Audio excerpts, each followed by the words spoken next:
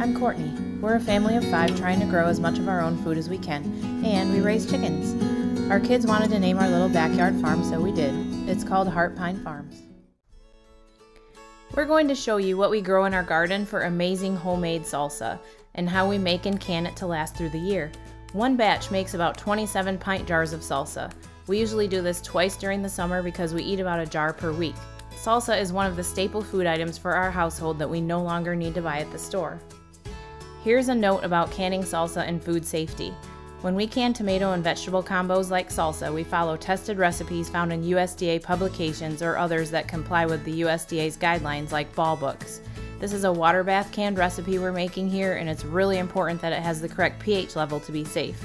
The only things we adjust are the dry spices. Everything else is really exact.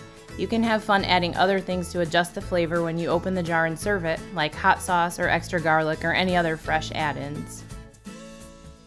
We wanted to show you some of the things that you can grow in your garden to make awesome homemade salsa with. So the salsa that we make is not hot salsa. If you want to add heat, you can add pepper sauce to it. We think this is a perfect versatile salsa that you can add heat to when you serve it if you'd like. The main ingredients that we grow are garlic, onions, sweet peppers, jalapeños, Roma tomatoes, and cilantro. Here in Zone 7B, we plant our garlic outside in October. We start our onions from seed in February and transplant them outside in early spring. We start our pepper and tomato plants indoors from seed in March and transplant them outside in May. And we start to plant cilantro from seed outdoors starting in spring, and then we plant it a few times through the summer under shade cloth. We plant multiple raised beds containing these things because we use them for lots of reasons other than salsa making, but you can scale accordingly and grow an amazing amount of food in even a small space. Organic cilantro is hard to find, so we grow it. It's an easy herb to grow and even does well in containers. So the onions and the garlic we already harvested earlier in the summer and they're cured, but we use those for our salsa. We use sweet peppers. These are orange Italian peppers, and we use jalapeños, and we also use bell peppers. You can use frozen tomatoes, so oftentimes we'll have tomatoes that come on before our peppers, or we have leftover tomatoes from last year. And those are actually perfect to use in salsa because when they thaw out, it's really easy to remove the skins. You can use fresh tomatoes in your salsa too. It's just a little bit of extra work because you have to boil them and then put them in an ice bath in order to remove the skins, but when they're frozen, you just let them thaw a little bit and the skins just pop right off. For this batch of salsa, we used 30 cups of chopped and drained tomatoes. We use frozen Roma tomatoes from the previous year's harvest and weigh them, and it works out to be about 50 pounds of tomatoes before skinning and chopping. The weight would vary depending on the tomatoes used. Different tomato varieties have different water content, and we like to use Roma for salsa and sauce because they're a great meaty tomato with less water content. If you're using Romas, you can plan ahead while harvesting on using about 50 to 60 pounds. We put the frozen tomatoes in a sink full of cool water and let them thaw a little bit for about a half an hour. We remove the skins by running the tomatoes under warm water and squeezing them gently. You can see how easily the skins come off.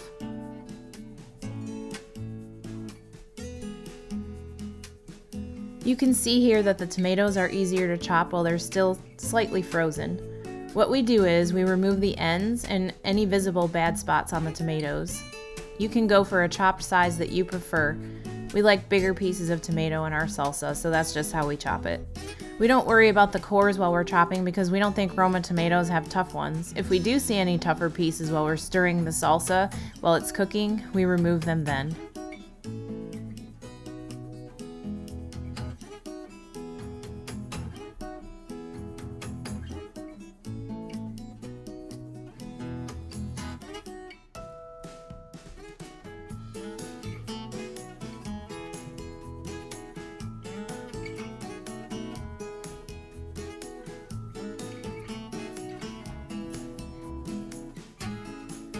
When we're finished chopping, we put the tomatoes in colanders and let some of the liquid drain out while we're preparing the other ingredients. This is a good time to harvest the fresh cilantro. After the tomatoes are done draining, we add them back to the stock pot again.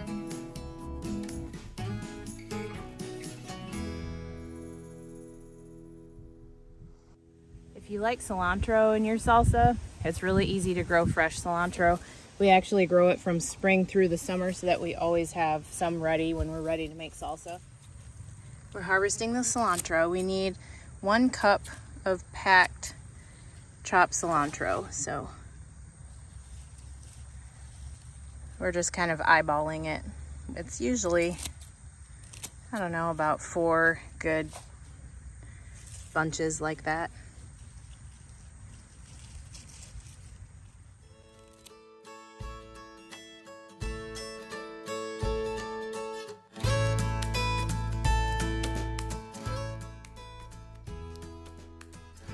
Okay, here's our stock pot full of the tomatoes we just skinned and drained.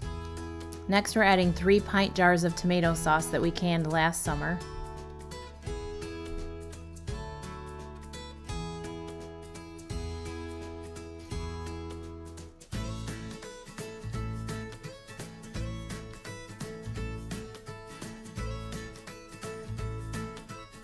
We're adding 4 cups of apple cider vinegar. Vinegar is important in salsa for the acidity. We like the flavor of apple cider vinegar in our salsa.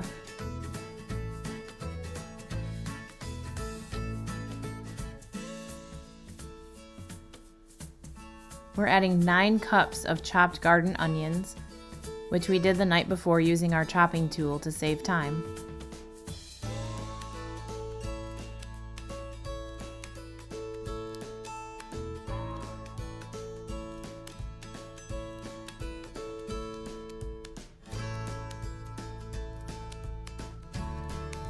Next are the chopped bell peppers. We add 5 1/4 cups. We also chopped these the day before to save time.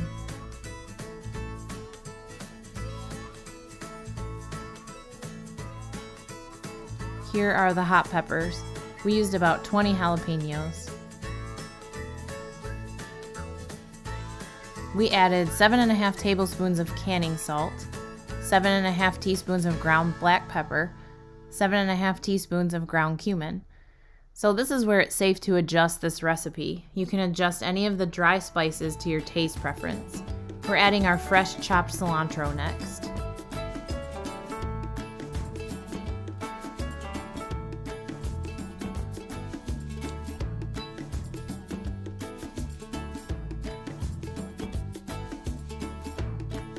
And finally, we're adding 21 minced cloves of garden garlic.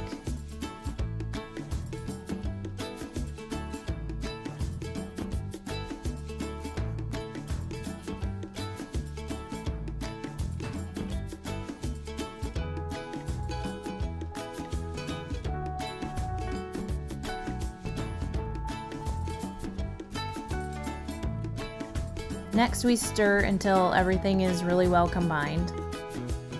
Then we simmer our salsa until it thickens a bit to the consistency that we like. It takes ours about a half an hour or so.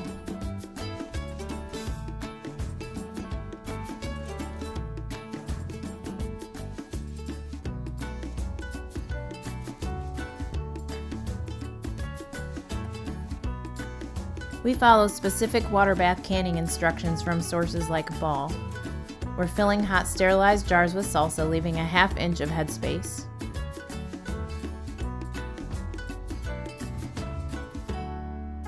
We check the headspace, remove air bubbles, wipe the jar rims, place the lids on, and place the bands on so they're fingertip tight.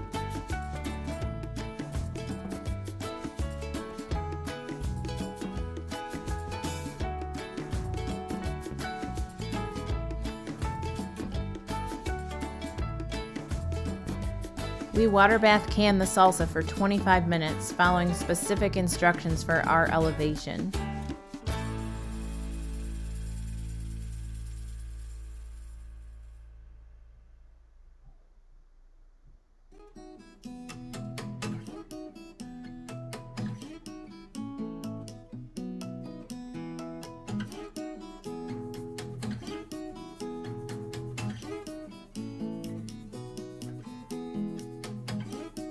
We have 3 water bath canners going for a batch of salsa this size.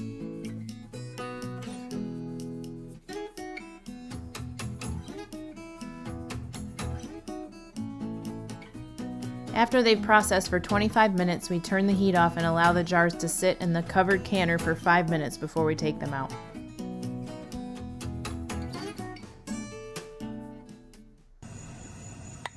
This super satisfying popping sound is a hint that the jars have sealed properly. If they don't seal, they have to be put in the fridge to be eaten right away. It's such a great feeling to have a year's worth of a food staple like garden salsa ready to eat whenever you need it. It's a base recipe that you can adjust when you serve it with the fresh add-ins that you like. You don't have to go looking for it at the store, and you're familiar with all of the ingredients.